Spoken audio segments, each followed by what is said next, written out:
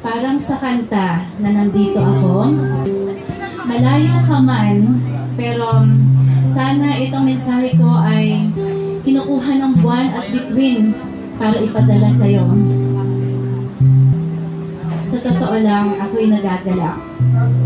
Para akong lumulutang sa langit at naglalambot.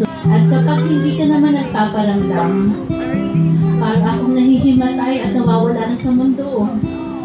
Dahil sinanay mo ako sa iyong mga tinig.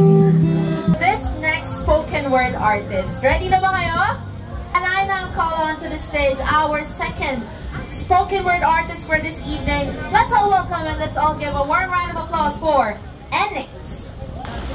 Parang sa kanta na nandito ako, malayo ka man, pero sana itong mensahe ko ay kinukuha ng buwan at bituin para ipadala sa'yo. Tuwing nakakausap ka, sa totoo lang, ako'y nagagalak. Para akong lumulutang sa langit. At kapag hindi ka naman nagpaparamdam, para akong nahihimatay at nawawala na sa mundo. Dahil sinanay mo ako sa iyong mga tinig. Nakamusta ka? Kumain ka na ba? Lahat yun ay typical na words. Pero para sa akin, kahit kailan ay walang gumawa sa akin ng ganyan. Sa edad kong ito, ay naranasan ko ang parang Gen Z kong umibig. Ewan mo sa'yo, napapamura na lang ako kasi bakit mo ko dinala sa ganitong mundo. Minsan hindi kita maintindihan. Hindi mo ako kinakausap. Kaya minsan kinakausap ko ang buwan. Sinasabi ko, ito na ba ang sagot? O baka isang araw na naman sa aking puso?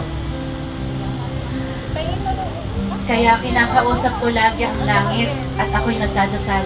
Sabi ko, kung maling tao siya, sana ay alisin niyo na siya para sa akin.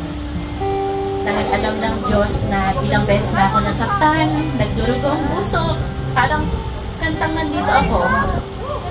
Teka lang, huwag kayo maingay. Wait lang, alam kong late na kayo dumating para wag muna kayo maingay. Mahirap ang taong nasa harap. Lalo na pag nagdalahan ng Phoenix, pasensya na po. Ang mga nagustuhan ko sa kanya ay hindi siya perfecto. Yun ang nagustuhan ko. At ang sabi nila, totoong nagmamahal ka kapag mahal mo ang mga pangit na ugali niya, mga traits niya, mga galaw niya, mga salita niya. Kasi ang pag-ibig, hindi yung puro tamis at saya. Nangyari na ba sa inyo to? Ilan? Itaas ang kamay muna bago magsalita. Ay, ang dami pala. Grabe. At gusto ko yun, parang musika sa aking tenga. Hindi ko lang alam kung alam niya. At bago matapos ang aking kwento, gusto ko muna sabihin sa inyo na maraming salamat kung nakikinig kayo at kung hindi ay okay lang. Dahil kaya ako pumunta dito ay para lang i-express ang sarili ko. Dahil alam kong alam niya na mahal ko siya at sinabi ko na. Pero hindi pa yun sapat kasi kahit na walang I love you, walang I miss you, kundi magandang umaga at good night. Gusto kong ulit-ulitin na mahal kita at sobrang na-addict na ako sa'yo. Kaya lang minsan ay gusto kong mag-pull away kasi para lang protektahan ang aking sarili.